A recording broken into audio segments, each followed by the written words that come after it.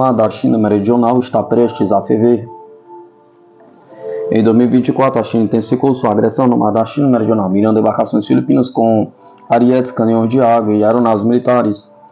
Enquanto um acordo temporário reduziu as tensões em Secor e Tomashoa, os confrontos em Sabina e Scarborough e Shoal aumentaram.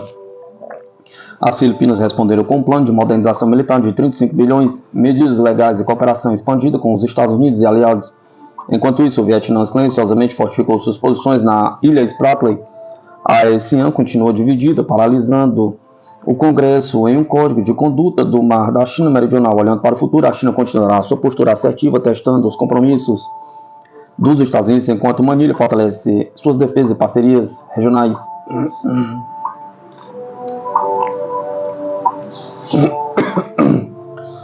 A agressão da China no mar da China Meridional. O que vem a seguir em 2025? Pergunta. A China intensificou sua agressão no mar da China Meridional em 2024, destacando a luta contínua entre direitos marítimos, soberania e segurança.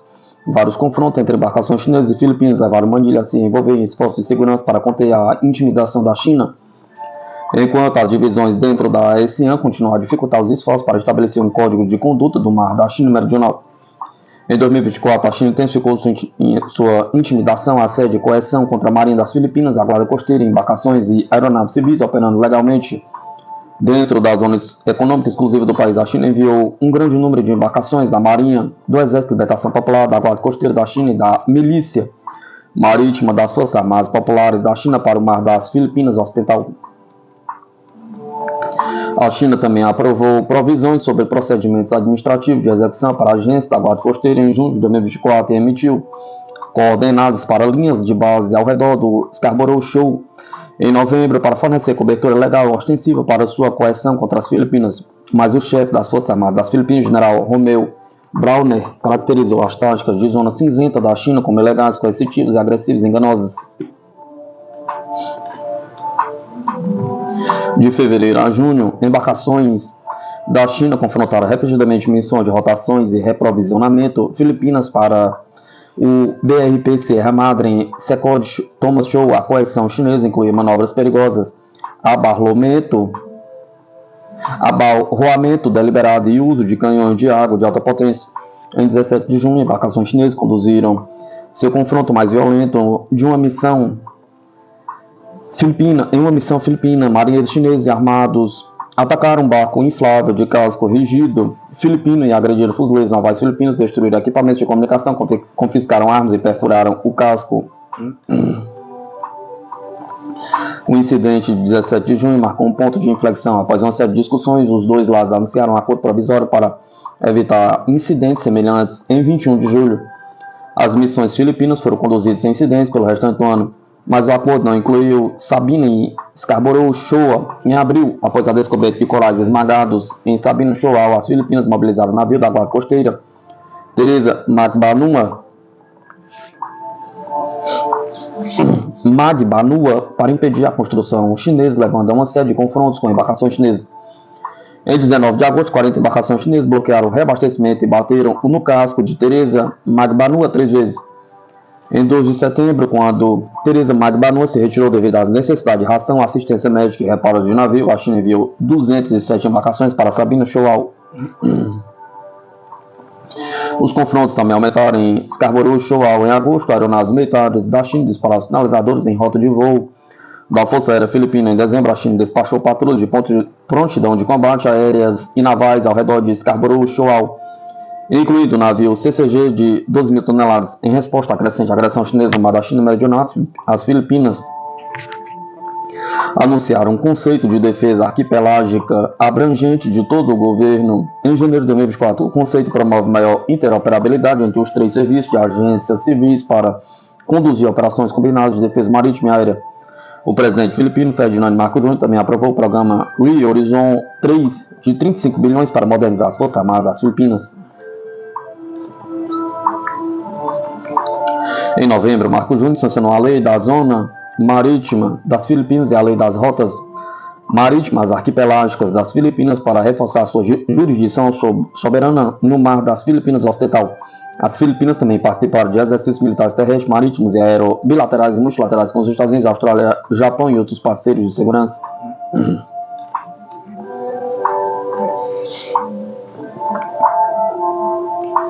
Enquanto os Estados Unidos se ofereceram para ajudar no reabastecimento em Secul Thomas Shoal, as Filipinas recusaram, afirmando que esgotarão todos os meios antes de buscar intervenção estrangeira.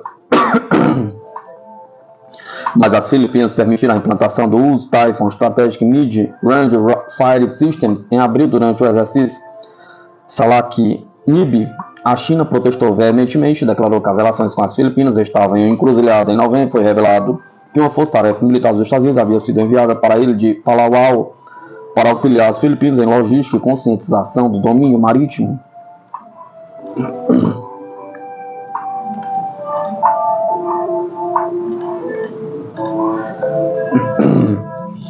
Ao contrário das Filipinas, 2024 foi relativamente tranquilo na frente oriental do Vietnã. Em junho, a Ásia Marítima e Transparência Initiative relatou o crescimento da construção vietnamita nas Ilhas Spratly por meio de aterros, dragagem de portos e construção de infraestrutura, incluindo um campo de aviação de 1.050 metros em Embarque, Canadá. Mas a China permaneceu em silêncio sobre as atividades do Vietnã no Mar da China Meridional. Dentro da ASEAN, o progresso em direção a um código de conduta no Mar da China Meridional permaneceu estagnado. Na reunião ministerial anual da ASEAN, em 25 de junho, foi relatado que o Camboja e o Laos, a presidência da ASEAN de 2004, bloquearam uma proposta das Filipinas para incluir uma referência ao incidente de 17 de junho. No final do ano, vários diplomatas da ASEAN relataram privadamente que pouco progresso havia sido feito na terceira leitura do Código de Conduta no Mar da China Meridional devido às divisões dentro da ASEAN.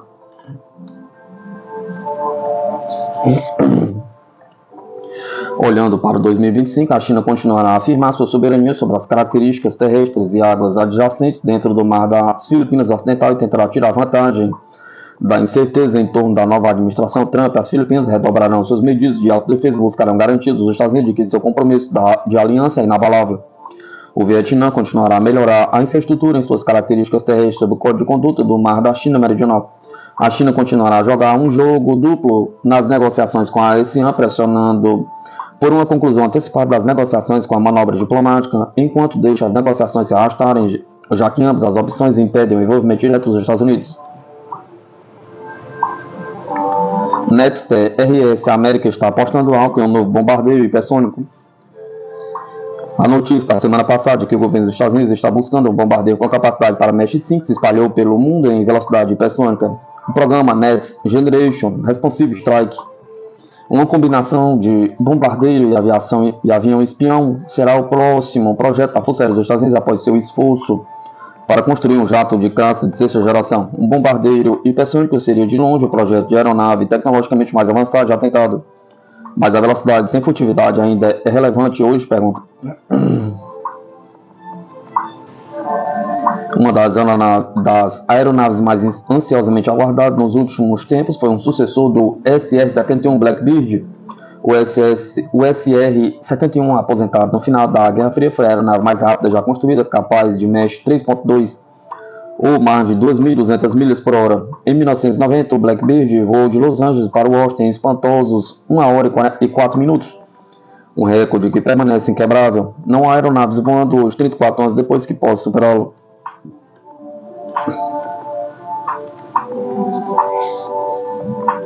Isso pode mudar em algum momento na década de 2030, de acordo com o Aviation Week Space Technology, a Defense Advanced Research Projects Agency, ou DARPA, que quer desenvolver o Next Generation Responsive Strike.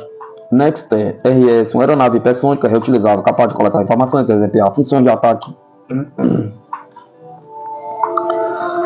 A aeronave será a próxima prioridade após o Next Generation Air Dominance NGAD.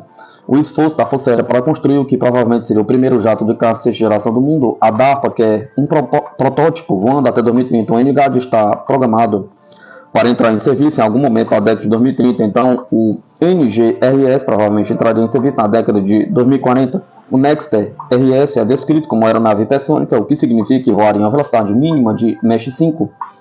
Isso é rápido o suficiente para quebrar o recorde de voo do SR-71 de Los Angeles a Washington por uma margem confortável, fazendo a viagem em cerca de 40 minutos.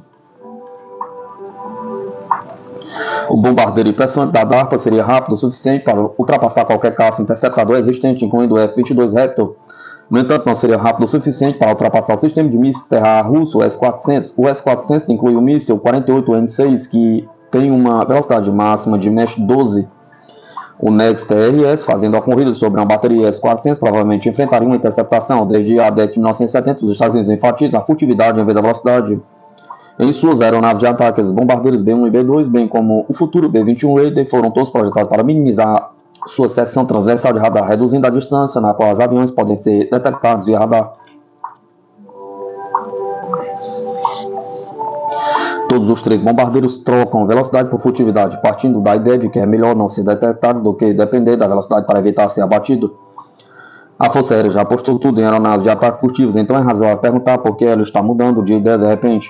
Em abril de 2024, de acordo com a Aerospace Force Magazine, a Força Aérea disse que não queria mais do que 100 bombardeiros B-21 Raider. Em vez disso, disse uma nova aeronave pode surgir quando o pedido inicial for atendido, o que completaria a frota Raider. Essa nova aeronave é quase certamente a Next TRS.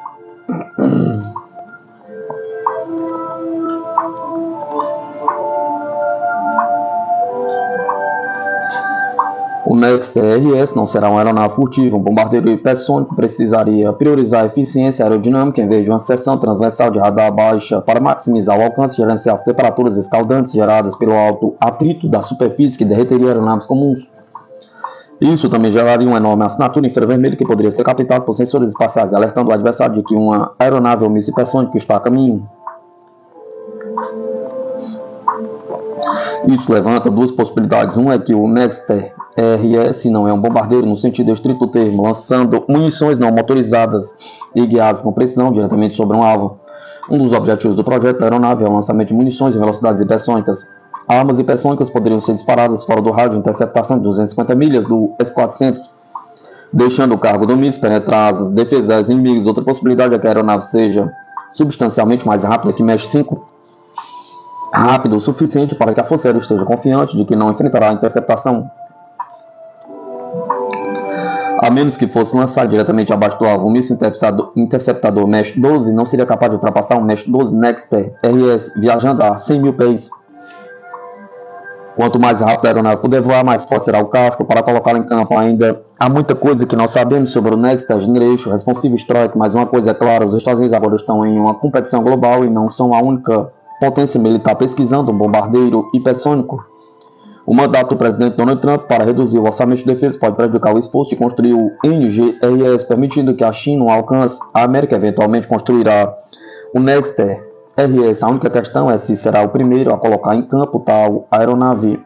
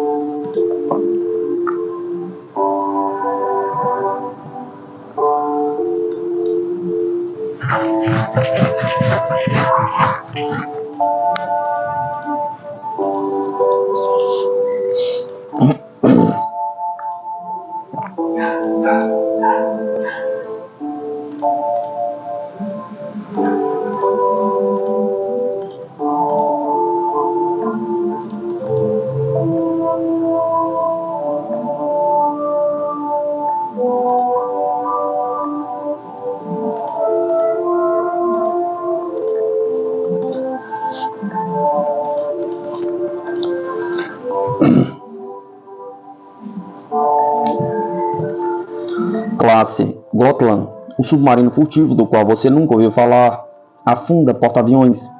A SAB da Suécia concluiu uma atualização crítica de meia-vida para o HMS Halland da classe Gotland, aprimorando a furtividade, os sensores e a navegação para se alinhar com os próximos submarinos da classe Blekinge. A 26, essas atualizações melhoram as capacidades de guerra submarina da Suécia, tornando-as ainda mais difíceis de detectar, ao mesmo tempo que aumentam sua eficácia em combate.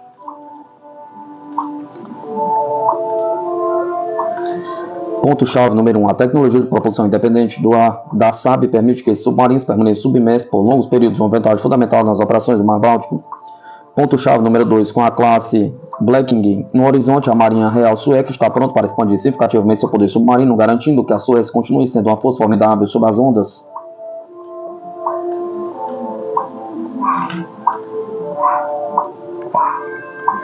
submarinos suecos modernizados da classe Gotland, uma mudança radical no Mar Báltico.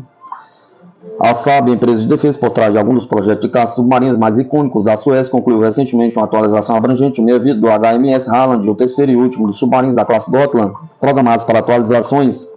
É o único componente de um acordo fechado em março de 2022, avaliado em 1,1 bilhão, ou cerca de 116 milhões de dólares. A Saab foi cautelosa, pelo menos em sua declaração, sobre o que eram precisamente as atualizações do HMS Halland. Durante a modificação, mais de 20 dos sistemas centrais do HMS Halland foram substituídos, incluindo sensores e sistemas de comando. Essa empresa ela acrescentou que esses sistemas são os mesmos que serão usados nos submarinos da classe Viking A26.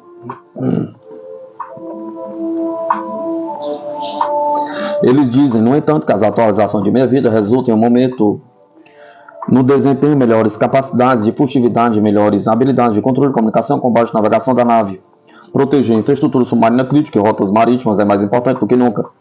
O lançamento do HMS Halland é uma prova da capacidade da Saab de atualizar e entregar submarinos avançados com as capacidades que a Marinha Sueca requer.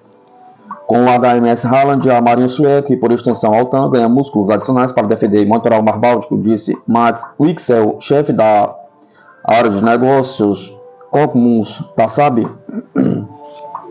Dado o número de incidentes de corte de cabos de alto perfil misteriosos no Mar Báltico, a Suécia naturalmente tem interesse em preservar e aumentar suas capacidades subaquáticas, enquanto pelo menos um dos cortes de cabos parece ter sido um acidente, outros são muito provavelmente sondas ou tiros noturnos de guerra no tenso relacionamento Rússia-OTAN. A empresa sueca explica que algumas das atualizações tecnológicas da classe Gotland estão abrindo caminho para a aplicação de tecnologias semelhantes nos próximos submarinos da classe Viking. A empresa anuncia seu portal multimissão Recursos de Design exclusivo da futura classe Viking, o que permite a recuperação e o lançamento de veículos subaquáticos tripulados e não tripulados. A julgar pela arte da empresa, pela seção frontal do submarino, a classe Viking, também conhecido como A26, é provisoriamente representada por dois cascos que a Saab está construindo para a Marinha Real Sueca, alimentados por propulsão de eletrificação a diesel. Eles também são equipados com o sistema Koppel Sterling Air Independent Propulsion.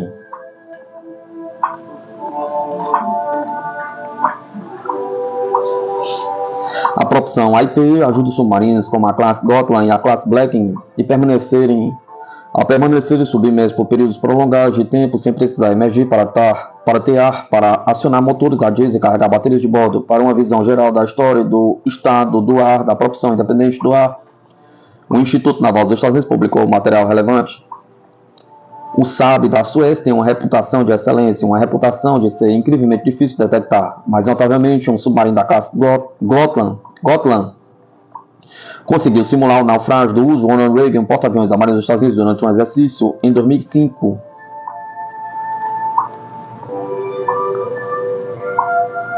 Aproveitando seu sistema de propulsão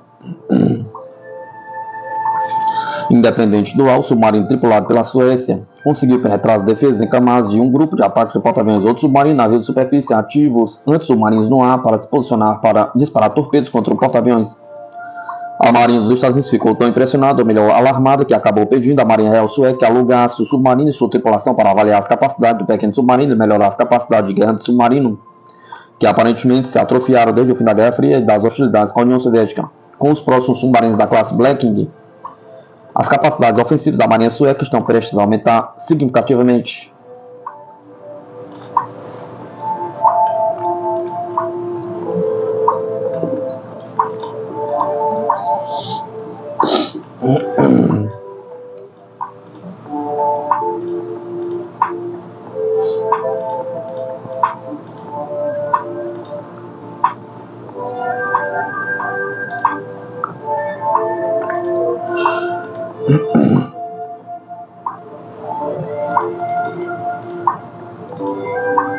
Projeto Storm. Rússia quer construir um porta-aviões da classe Nimitz. A Rússia quer desenvolver uma marinha de águas azuis que possa projetar poder além de sua região para patrulhar o Oriente Médio, o Leste Asiático e o Ártico. Mas todas essas frotas lutam de alguma forma. O principal problema da Rússia é a falta de um porta-aviões ativo que possa trazer uma ala aérea para uma luta marítima. O maldito balde de parafusos, que é o admiral Kuznetsov, ainda está em modo de reparo e reforma. Após suportar vários acidentes ao longo de vários anos que mataram marinheiros e trabalhadores, ele pode nunca mais navegar. O que a Rússia realmente quer é um novo porta-aviões movido a energia nuclear que possa ser implantado ao redor do mundo com um grupo de ataque de porta-aviões. Ela está tentando desenvolver exatamente um porta-aviões assim, que chama de Storm. Os almirantes do presidente russo Vladimir Putin prometem a ele que, com mais dinheiro e mais recursos, esta embarcação desafiaria os porta-aviões da classe Nimitz da Marinha dos Estados Unidos algum dia. Isso é, claro, uma ilusão dos russos que não têm grande aptidão para construir navios movidos a energia nuclear. O Storm pode estar morto ao chegar.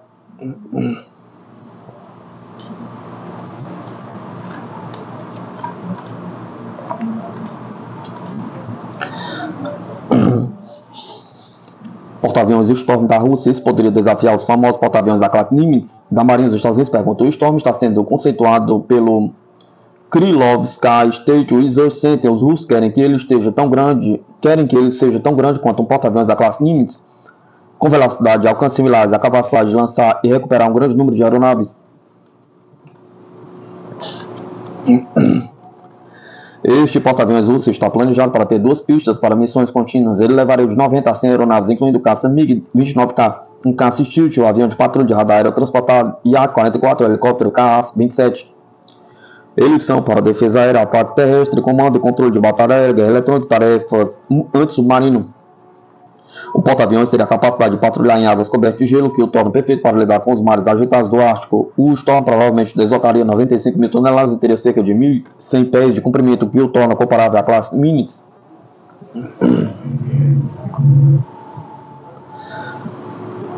O porta-aviões russo seria movido por um reator nuclear RITM-2200 ou RITM-400 com turbina a gás que poderia impulsionar 30 nós. Novamente, uma velocidade similar à classe Nimitz pode atingir. Engenheiros de designs russos acreditam que o Storm, com seu casco de classe de gelo, poderia um dia cortar a água com 20% mais eficiência do que o flat tops nucleares americanos. Embora o Storm não tivesse cascos furtivos como o americano F-35C, os russos poderiam fabricar uma versão naval do Su-57 Fellow para operações de porta-aviões. O Storm seria fortemente defendido não apenas por grupos de ataque de porta-aviões que empregariam uma tela protetora de vários navios submarinos, mas também por mísseis de defesa aérea a bordo. Os sistemas de mísseis terra ultramodernos S-500 estão planejados para estar no porta-aviões. Esse sistema pode enfrentar vários bogies, incluindo caças inimigos e mísseis antinavio de uma só vez. Os russos estão sempre confiantes, acreditam que o Storm seria eficaz por 50 anos de serviço ativo. Isso parece otimista. Moscou nunca construiu um porta-aviões movido a energia nuclear. Não consegue nem manter o admiral Kuznetsov movido a energia convencional no mar por longos períodos. Mesmo quando o navio não fica parado no porto por tempo indeterminado, já ouvimos essa história antes. A Rússia terá armas hipersônicas que mudarão o jogo. A Rússia venderá vários aviões de guerra furtivos Su-57 e Su-75 no exterior para rivalizar com o F-35 americano. A Rússia tem um torpedo com armas nucleares que poderia destruir cidades como Londres e Nova York. Eu poderia continuar, mas você entendeu a ideia?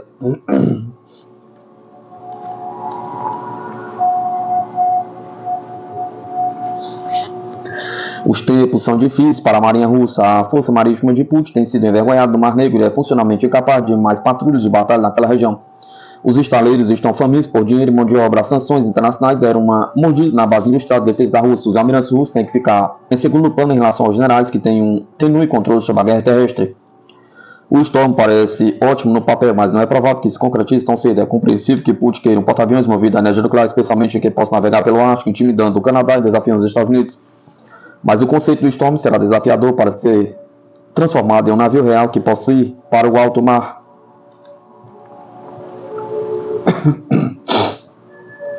A Rússia quer que esse tigre de papel esteja pronto até 2030. Isso parece otimista. Ela provavelmente deveria se concentrar mais no almirante Kuznetsov e colocar esse navio de rastro de lágrimas na água por períodos prolongados. Os pilotos russos que seriam encarregados de operações de aviação de porta-aviões estão fora da prática e são inexperientes. Os aviões estão fora de serviço, a marinha tem moral baixa e Putin está tentando negociar a paz na Ucrânia. A Rússia simplesmente não tem os meios para tornar esses porta-aviões Storms uma realidade.